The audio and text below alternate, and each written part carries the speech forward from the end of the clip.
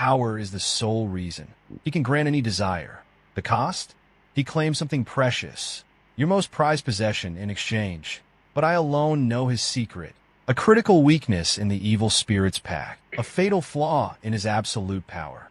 You see, in my past life, I reigned supreme in Paradiso, the ultimate player in the game. But endless all-nighters led to a sudden stroke, and my untimely death. Now, by some twist of fate, I'm a pathetic lord in that same game, ruling over a worthless territory. However, there are no useless heroes, only unskilled players. And I possess a secret weapon, the memories of my former life. Transforming this wasteland into the continent's greatest power is only a matter of time. My only frustration?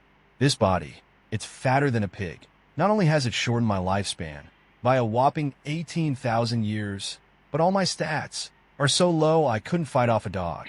In 10 years, this continent will face a catastrophic event. Every territory and nation will be engulfed, forced to fight against the Demon King. If I just laze around like the original owner, this territory is doomed, which means I'll die again. No way. I won't let that happen. But the next second, the chair crumbled beneath me, crushed into splinters. But I remember the original owner, Jared as a child, definitely brimming with potential. What a shocking transformation into adulthood. So, to live past 9 o'clock, I need to lose weight fast. This body needs a serious makeover. And of course, I need a life goal for this time around. Let's aim for something simple, becoming the strongest warrior and uniting the continent under my rule. Next, I rushed to the Lord's office. There was no time to waste. I had to find my father's legacy, his heirloom. Then my maid, Hezio, appeared. When she learned what I was looking for, she found it easily thanks to her meticulous cleaning. She knew the office like the back of her hand. I was incredibly grateful. Hezio, in turn, was overjoyed. All she wanted was a word of acknowledgement from her lord. Nothing more. But the next moment, I ordered him out of my office. Hayes, who was just moments ago overjoyed, was now utterly confused. He had a feeling that I wasn't acting like myself at all. Meanwhile, I began channeling magic into my father's relic. You guessed it, I'm going to destroy it. As a level 4 mage, my one and only strength in this world is that I have enough power to summon the being sealed inside. I feel bad for disregarding my father's good intentions. After all, this relic's power was meant to help my magical growth. But I believe he would understand my need to change my destiny. This is my only chance. And in the next second, standing before me was none other than Isabella, the cursed spirit sealed within the item. Foolish human, did you summon me? I nodded in confirmation. Then tell me your wish. I want a skill that can see through anyone's stats, their strengths and weaknesses. Isabella agreed. But in exchange, I will take the most precious thing in your life. If it's money, I'll take all your wealth. If it's family, I'll devour them like snacks. I feigned shock as Isabella began to sift through all the memories in my head, but my shock quickly turned into a wicked grin. Seems you're quite fond of my most precious possession. Isabella, unable to stop herself, floated closer, her ghostly body drawn towards me uncontrollably. This is the loophole in the contract, the fatal flaw in our agreement. Nowhere does it say I can't change what I consider most precious. After all, who decides what's truly valuable? So, having guarded my virtue for 34 years, I'll reluctantly accept your affection. Isabella, meanwhile, struggled mightily. She couldn't comprehend. A human desiring a spirit's first kiss. But bound by the contract, she was helpless. And so, with our first kiss, I fulfilled the terms of our exchange. Meanwhile, the maid, Jesus, approached with a stack of documents. He pushed the door open and entered. These are the documents I asked him to find, ones that should prove helpful to me. But before taking them, I gestured for him to stand still. That's right. I'm going to test out this Eye of Insight skill. Let's see how effective it really is. In that moment, a display of Hayes' attributes and tendencies appeared before my eyes. Under special tendencies, he has quite a few noteworthy qualities. Clearly born to be a servant. As for exterior admiration, this needs explaining. It means Hayes has had a secret crush on me for 10 years. But I'm sorry. I have bigger things to worry about. Romance is the last thing on my mind. But as I took the documents and began to read, Haisu nervously fidgeted, wringing his small hands. He mumbled an apology, promising he'd try harder next time. His words left me stunned for a good 2.5 seconds. It wasn't until I accessed the original owner's memories that I understood what was going on. This good-for-nothing used to bully Haisu relentlessly. Not only did he force Haisu to do all the chores, but he'd beat him regardless of whether the tasks were done well or not. He'd just beat him. Period. As I walked towards him, out of pure reflex, Haisu squeezed his eyes shut, bracing for a beating. Instead, I pulled him into a hug. Everything I've done to you, how I've treated you, it was all wrong.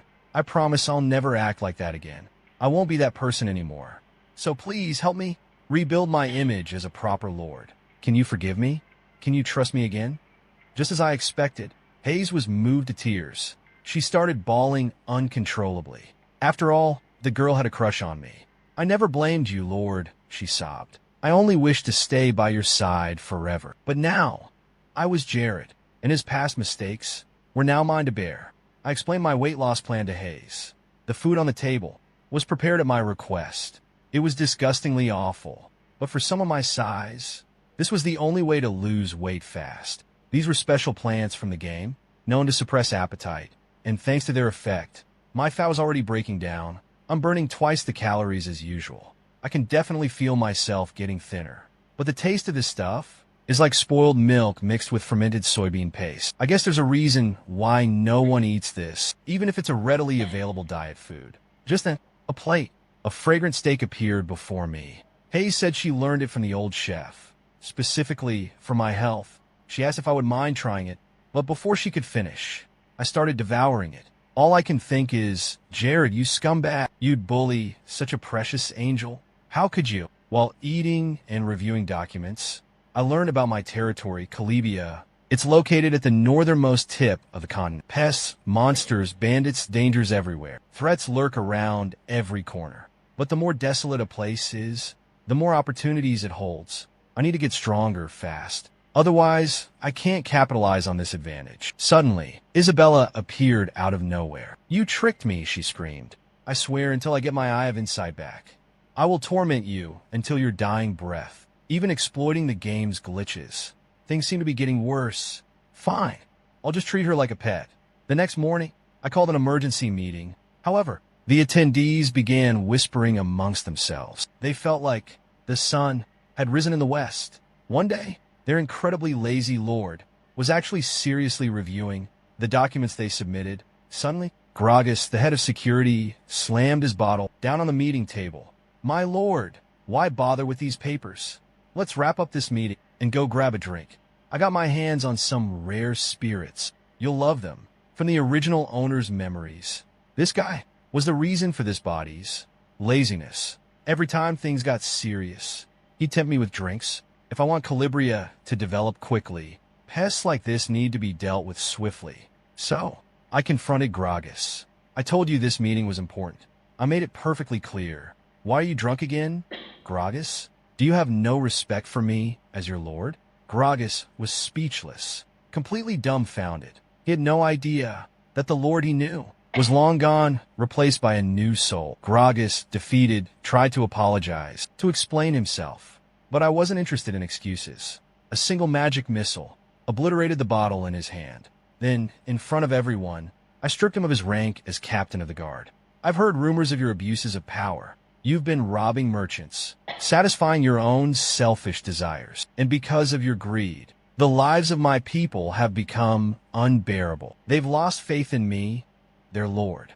And what's worse, you've been secretly training soldiers in my territory of Calibia. Are you planning a rebellion? If I don't punish you for your crimes, I won't be able to sleep peacefully at night. Now, Gragas stared at the fireball forming in my hand. Terrified, he turned and tried to flee the meeting room. However, his speed was no match for my fireball. Not even close. It hit him square in the behind. Be thankful for my strict adherence to the law, that I spared your life. From this day forward, the position of chief of security should go to Lakis. I know. His loyalty by my side has been invaluable. After my father's death, I wallowed in despair. But Lakis came to me every day, encouraging me to rise again. Then, I addressed everyone with a solemn vow. I would cleanse this territory of its corruption. Anyone who didn't want to end up like Gragas had better fall in line. If I caught anyone stepping out of line, it was a death sentence. I used Observe on them all. and I was shocked to discover so many were in positions that didn't match their abilities. The previous lord's incompetence was truly astounding. It seems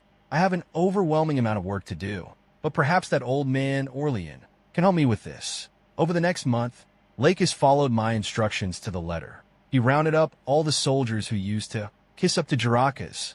They were just like their old boss, abusing their power, extorting protection money, the whole 9 yards. Meanwhile, the townspeople rejoiced, seeing their tormentors arrested. It was a truly satisfying sight. Lakis also announced that I had admitted to my past mistakes and would prioritize the well-being of the women in the territory. Sweeping out the criminals was just the beginning.